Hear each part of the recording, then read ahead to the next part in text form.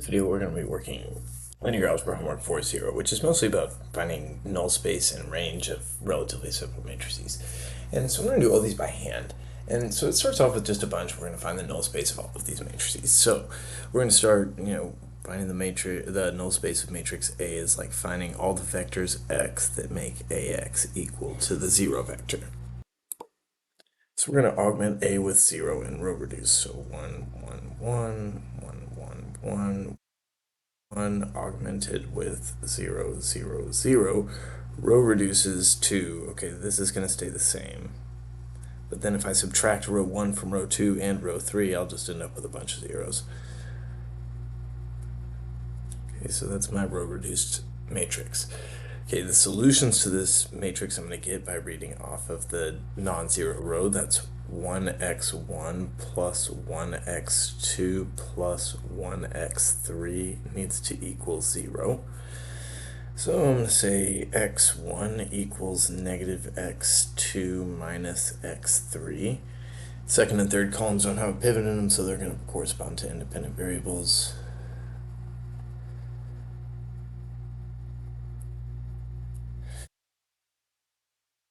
Right, and so I can say the null space of A is the set of all vectors x where x is equal to negative x2 minus x3, x2, and x3. Okay, that's as far as we need to be able to write it at this point. Alright, here's another matrix that we'll be able to find the null space of pretty easily. We're going to augment it with 0, row reduce. And so if I subtract 2 copies of 1, 4 from 2, 8, I'll get 0, 0. I'll still have 0, 0 over here. Interpret my solution, x1 plus 4x2 equals 0. That means x1 equals negative 4 of x2. Okay, so then x1 equals negative 4 of x2. No pivot in the second column. x2 is an independent variable. It's free to be whatever it wants. Okay, so the null space of this matrix is going to be the set of all vectors where it's equal to x2 and then negative 4 times x2. Okay, C is a triangular matrix. And so yeah, I definitely had a message about this one too. So we've got a square matrix that's triangular.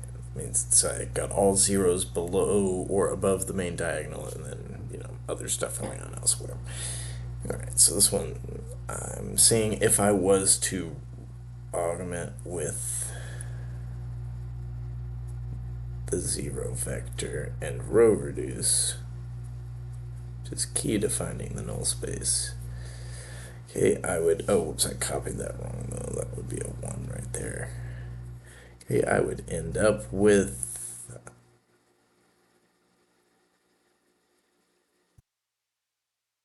this, right? Because I would use that 1 to clear out the third column, and then I would use the 1 in the very center of the matrix on the left to clear out the second column. Yeah, I would get that. All right, and so then I, kind of interpret my non-zero rows. They're telling me what my solution is. x1 equals 0, x2 equals 0, and x3 equals 0. That's the 0 vector. So the null space of this matrix is just the 0 vector. And that is because A is a non-singular matrix, but with those connections, that's what we're going to get to as we move forward in the course. Alright, so 1, 2, 4, and 9. Okay, so this one's kind of like the one that was 1, 2, 4, and 8, except this one's, not proportional.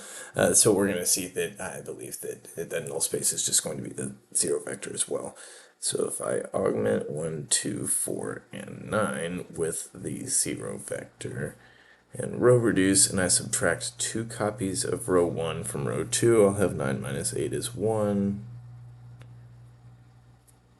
And then I will subtract 4 copies of row 2 from row 1, and I'll have have 1, 0, 0, 1, and 0, 0. So I'll use the non-zero rows to interpret my solution. x1 equals 0, x2 equals 0. That means only the zero vector, so the null space of A is, again, just equal to the zero vector. Okay, now this one, we can see that the second column is a multiple of the first. So if I took like -2 of the first and 1 of the second, I would be able to produce the zero vector. So I know that I'm going to have non-trivial vectors in the null space. And that's what that's saying. Or if I took 1 of the one on the left and -1/2 of the one on the right, okay, I could produce the zero vector. So those are the types of solutions we're going to see. So what we'll do, we'll augment this.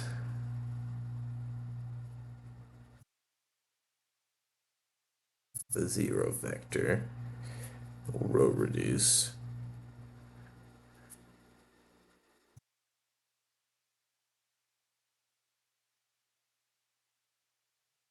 Interpret our solutions.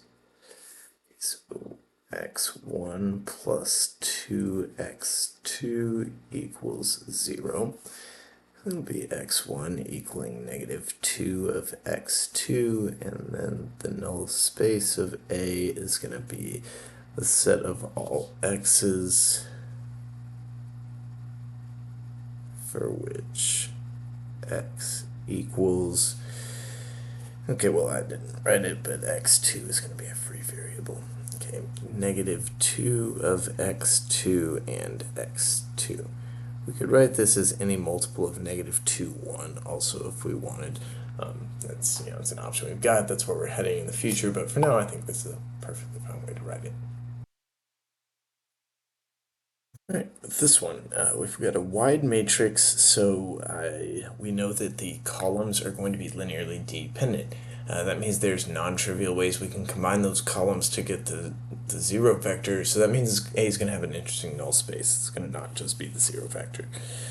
And so I'm going to, even though it doesn't really look like any of the columns are multiples of each other, I think that's the moral of this one. So we augment this with 0, 0, and we're going to row reduce. Okay, I'm going to subtract 4 copies of row 1 from row 2. So 5 minus 8, 6 minus 12. Is that right? Okay, so 6 minus 4 threes. Yep, 6 minus 12.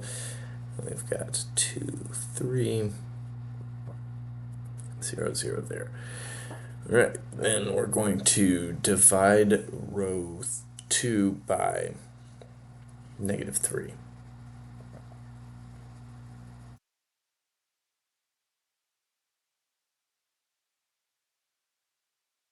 And then we will subtract 2 copies of row 2 from row 1. So 3 minus 4 is -1. This is still 2. And then I've got 0, 0. All right, now that's fully reduced.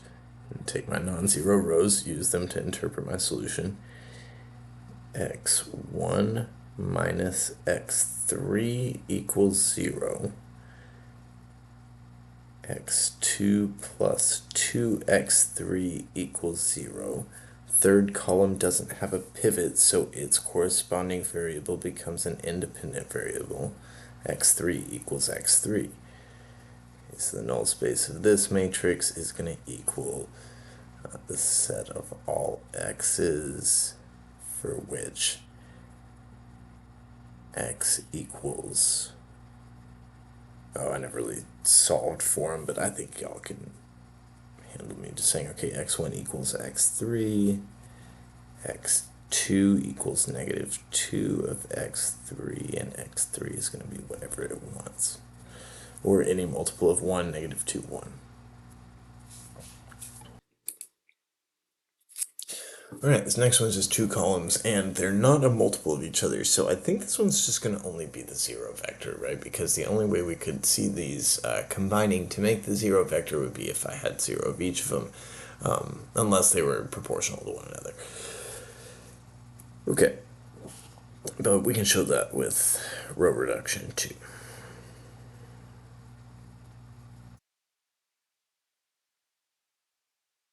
Okay, so we're going to subtract 2 copies of row 1 from row 2.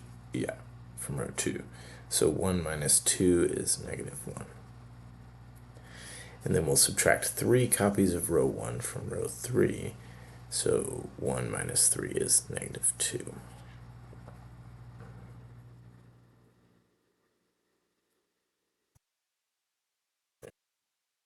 Then, it doesn't really matter what your next move is. I think y'all are going to reliably end up in the same correct spot on this one. Okay, we're going to keep going on this one, and I multiplied row 2 by -1 to make that a 1. It's going to be my pivot. I'm going to subtract it away from up here and add 2 down there. No consequence on the right side because it's all zeros. That's just kind of been how it's going. And then that'll be my fully reduced matrix. Okay, when I look at this, I'll see this means x1 needs to equal 0 and x2 needs to equal 0. And so the null space of this matrix is the 0 vector only. Alright, now I've got a wide matrix, which is definitely going to have an interesting null space. So 1, 2, 3, and 4, 8, 12. Okay, so I can see that all 3 columns are multiples of the first, so it's going to have it's going to have 2 free variables in its null space. So that's the only one independent column. So I'm going to say, all right, set up for the null space computation.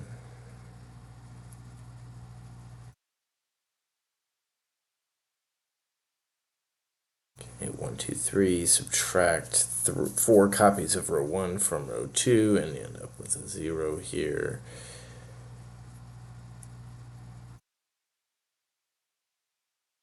Interpret your solution. x1 plus 2x2 and 3x3 needs to equal 0. And that's going to be x1 equaling -2x2 minus 3x3. x2 equaling x2 and x3 equaling x3. Most easily seen by the lack of pivots in their respective columns. Alright, so the null space of A is the set of all x in R3 for which x is equal to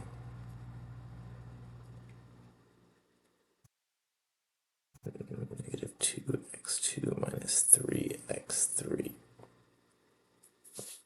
Alright, that's good enough. Now let's do some range problems. So these are, they involve a little more computation. So we're just going to find the range of A for, I think, mostly the same matrices that we did before to find the null space. And, once you get it with these, you get it. And so if you are not all that interested in following along with me all the way to the end, just skip around to the ones you're interested in. Yeah, feel good on that. Okay, so what we're going to do to find the range is we're interested in the actual set of outputs to ax equals y. So what we do is we augment a with y, row reduce, and make sure there's not no solution. Okay, that's all we got to do is make sure there's not no solution. All right, so a augmented with y.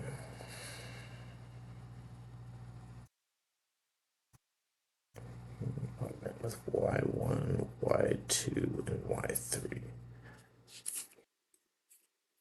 When we go to row reduce this like we did earlier, we're going to end up with zeros in the second and third row because we subtracted row 1 from row 2 and row 1 from row 3.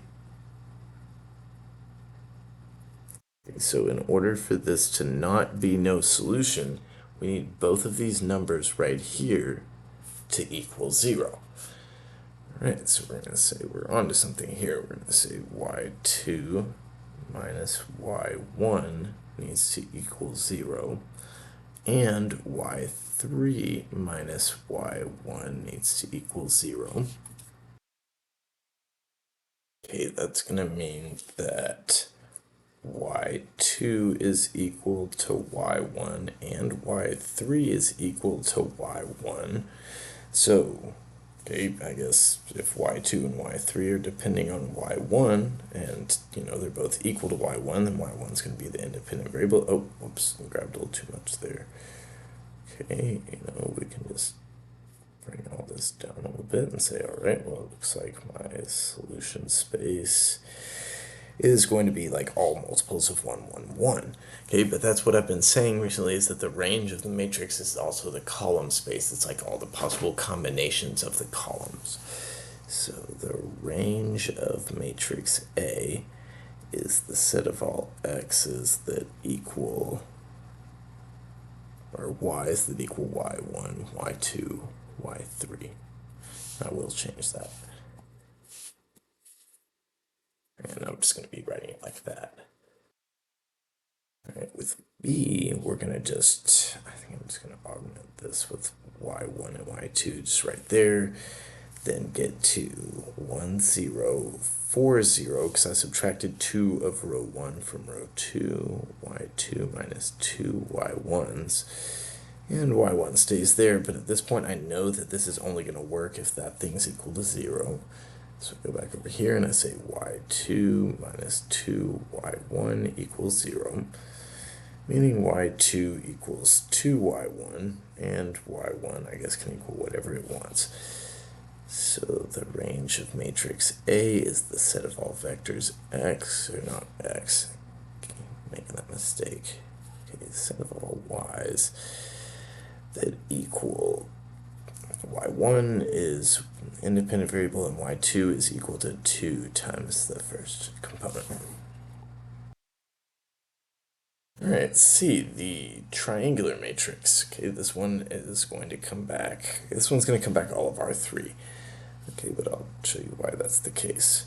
We have y3, y2, and y1. We're going to augment it with, we're going to start row reducing, and it's not going to be that bad, and I think it'll be worth it for me to do it this one time. All right, so I'm going to start from the bottom right, because I don't really need to do anything to the top left or the, middle entry, because everything below them is cleared out the way we usually row reduce. So I'm going to leave the bottom row unchanged, but I'm going to use that as my tool to clear out, let's see, the rest of the third column is what I'm saying. So I'm saying I took y2 minus y3 and then y1 minus y3. Okay. And then I'm going to need to get rid of that entry right there to get this thing fully reduced. So what I'm going to do is I'm going to do one more row operation. I'm going to subtract the new row 1 minus the new row 2. So I'm going to have 1, 0, 0 there, 0, 1, 0, and I'm going to have gotten that by subtracting row 1 minus row 2. So y2 minus y3. Alright, and then y2 minus y3 and y3.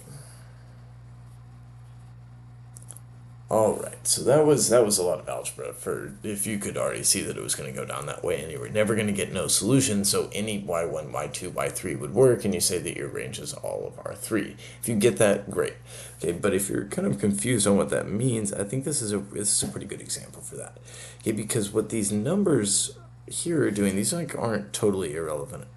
In fact, they're not irrelevant at all.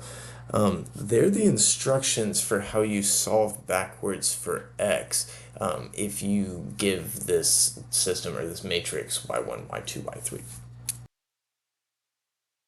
Alright, and so to explain that, I'm going to really take it back to the idea of what the range of A is. It's the set of all outputs y that come from taking A times x equals y. So we take matrix A, we multiply it by any vector of real numbers that's an appropriate number of components, and get our outputs back. And what are the possibilities? So we're going to say, I'm proposing that any y will work. So if we let like y1 equal 5, y2 equal 7, and y3 equal 5, but you could do this for any three numbers you wanted, the numbers in highlighter are going to give me the x's that make ax equals y. And I think it's actually worth it for me to, do that right now. I'm going to simplify this expression here and make it a little easier to work with. Okay, because the y3 minus the negative y3 would cancel. And so if I let, y1 equal 5, y2 equal 7, y3 equal 5, what this is telling me, this first row here all the way through here, is that x1 equals y1 minus y2. So that means that x1 is 5 minus 7, so that's negative 2. And then x2, that's the second row, is going to be y2 minus y3, 7 minus 5, so that's going to be positive 2. And then y3 is just going to equal, or x3 is going to equal y3, so x3 will equal 5. Okay, and what's nice about this is we're going to say, all right, well, this is the vector that if I took a and I multiplied it by x, then I'd get the 5, 7, 5 that I'd originally started with. Okay, so at this point, it's always kind of a common question. Is like when we get the kind of what looks like the unique solution case on the left, is what's the meaning of the stuff on the right? It does have meaning. It's the instructions that get you back.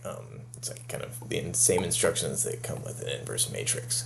Okay, so beyond that, that's like kind of what we're going to study as we move forward in the course. So I'm just going to leave it there. All right, 1, 4, 2, 9. This is another non-singular matrix. It's going to have range R2. And I don't think I didn't really emphasize that this range of A equals all of R2 because, or no, this is going to be R3 because Y1, Y2, and Y3, there were no real restrictions on them. They could be whatever they wanted. This one's going to be R2. All right, so if I was to reduce this,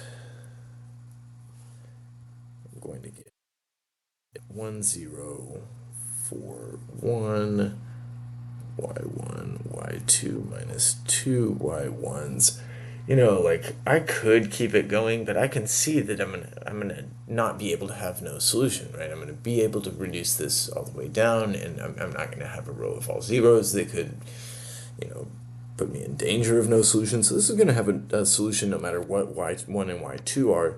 So I'm going to say that the range of A is, my options are y1 and y2. So I have 2 dimensions of freedom. It's all of R2.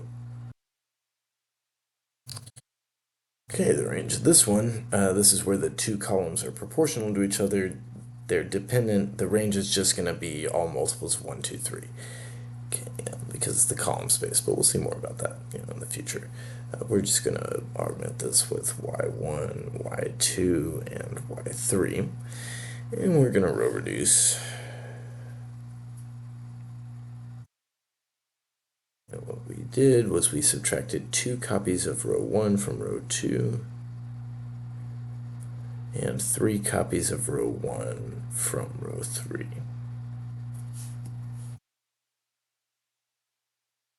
3 minus 3 y1. Yeah, that's how I cleared those out. Okay, now that means that if I've got these rows of all zeros, that means these things I've highlighted have to equal 0. And it's been a while since we've had one come back like this, but I'm going to need y2 minus y1 to equal 0, which would give me y2 equaling y1. And then y3 minus 3y1 to equal 0. That's going to give me y3 equaling 3y1. It appears that y1 can equal whatever it wants. Okay, so the range of this matrix is going to be the set of all y's that equal some multiple of 1, 1, 3.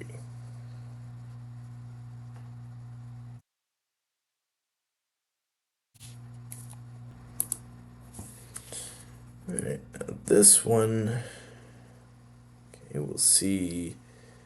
If we have at least 2 independent 2-dimensional vectors, the range is going to be all of R2. And so we're going to but since it's wide, I think that could be a little bit misleading. I'll see how this looks. We'll subtract 4 copies of row 1 from row 2. So 5 minus 8 is negative 3, and 6 minus, I remember being 6 minus 12 is negative 6. Okay, so we took row 2 and subtracted 4 of row 1.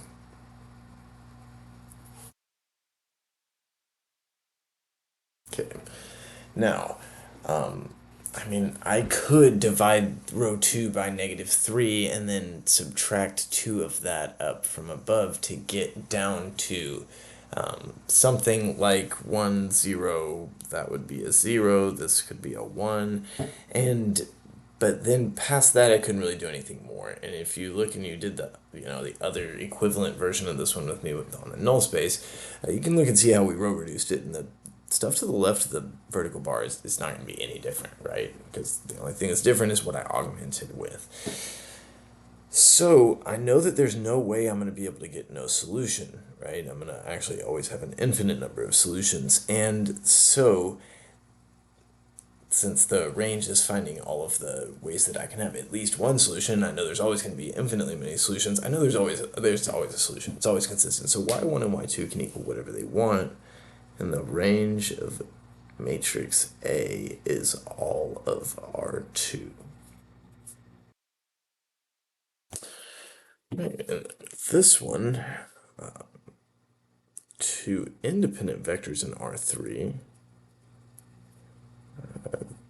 These are going to generate a plane. But we'll be able to find the equation for that plane by row reducing this matrix. And so it'll be just like some other equivalent way that's, I don't know, maybe a little bit easier than taking the cross product of 2 vectors and, using a point. But, I might leave that up to you. So we're going to row reduce 1, 0, 0. Yeah. So that would be taking 2 copies of row 1 from row 2. 1 minus 2 is negative 1, and 3 copies from row 3. So 1 minus 3 is negative 2.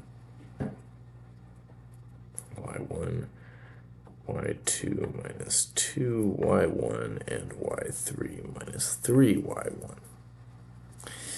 Okay, and now then we're going to continue row reducing by probably multiplying row 2 by negative 1, but if you are looking at this and saying, hey, the only way this is going to work is if the third row is twice the second row and you broke off the y2 minus 2y1, and so that's equal to 2 times y3 minus 3y1, that might actually be the way to go.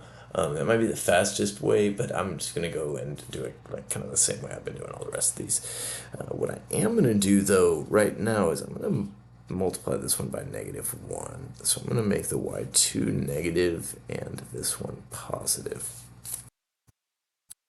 And then I'm going to add 2 copies of this row 2 down onto row 3. So I'll have 1, 0, 0, 1, 1, 0, and then y1 here, negative y2 plus 2y1, and then I took row 3, which was previously y3 minus 3y1. And I added 2 copies of row 2, which had been negative y2 plus 2y1. And then I have got this as far reduced as I need it to be. Okay, because I see the row of all zeros. I know that I could subtract the second row away from the first, but it's not going to really change the result here. I need this thing I just highlighted to equal 0. So I'm going to need to do a little bit of algebra.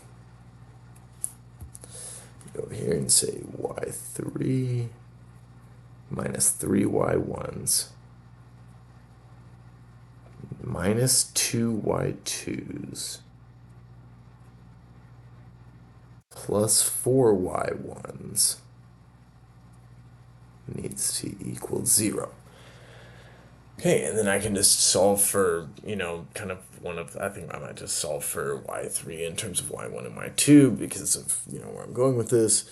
I'm going to say y3, if I was to collect the like terms, negative 3 plus 4 is positive y1 minus 2y2. Okay, if I solve for y3, I'm going to get negative y1 plus 2y2. And so, that would be a, suitable equation to define the range. Okay, you could even say that's your range, is the set of all y's where y3 equals negative y1 plus 2y2. I'd really prefer it if you said there's a three-dimensional vector that satisfied that equation. But what I really wanted to point out is that this is equivalent to the plane z equals negative x plus 2y. Okay, and if you saw the this thing here, before I switched the signs, that the third row was needed to be twice the second row, you probably could have gotten there pretty quick. If you just taken those, said this thing equals 2 times that, and simplified, you'd have gotten something like that. Okay, but I just, and I think even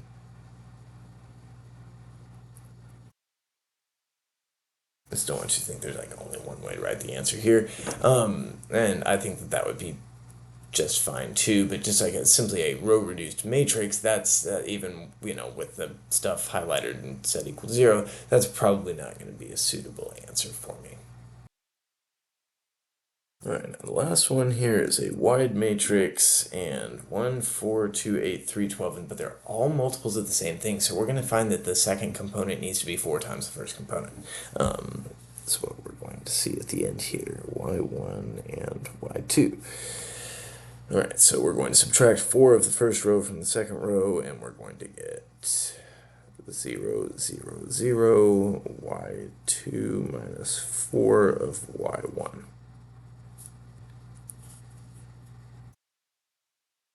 Okay, so then we're going to say, all right, that needs to equal 0. Over here, y2 minus 4 y1 needs to equal 0. y2 equals 4, y1, just like I said, the second component needs to equal 4 times the first component. Okay, otherwise we're not going to have a solution. So the range of A is the set of all two-dimensional vectors y in R2 that satisfy y2 equals 4 times y1. Okay, I really liked that problem set. I think that's gonna be good for us as we move forward through the course. We sat and did some of these more basic examples, practiced writing our solutions. I'm overall glad we did this. I hope this proves helpful for the upcoming test. But either way, it will be good for you overall that you did in the long run. So thanks for watching.